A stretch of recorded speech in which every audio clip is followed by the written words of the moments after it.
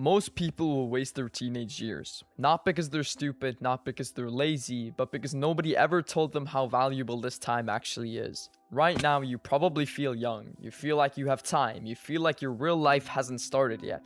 But the uncomfortable truth is that this is your real life. These years matter more than most people realize. And the scary part, by the time people figure that out, it's already too late. Let me explain something. When people talk about wasting their teenage years, they usually think it means you need to become some productivity robot. Wake up at 5 a.m., study 14 hours a day, start 3 businesses, but that's not what I'm talking about. What I'm talking about is direction, because right now most teenagers live completely without direction.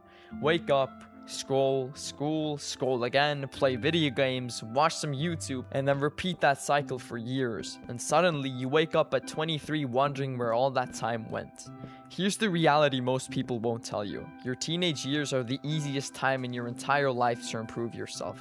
Think about it. You probably don't have rent, you probably don't have kids, and you probably don't have serious responsibilities, which means you have something most adults would kill to have: time. And time, when you're young, is the most powerful advantage you will ever have. But most people trade that time away for dopamine, scrolling, mindless entertainment, hours of content that you won't even remember tomorrow. And I'm not saying entertainment is bad. Everyone relaxes, everybody watches videos, everybody plays games. The problem is when that becomes your entire life. Let me give you an example. If you just spent 1 hour per day learning something valuable, a skill, a language, a sport, or a business, or anything, that's 365 hours per year.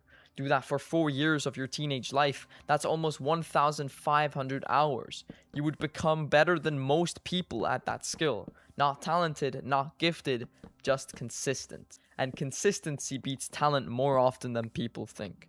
But here's the problem. Most teenagers never start.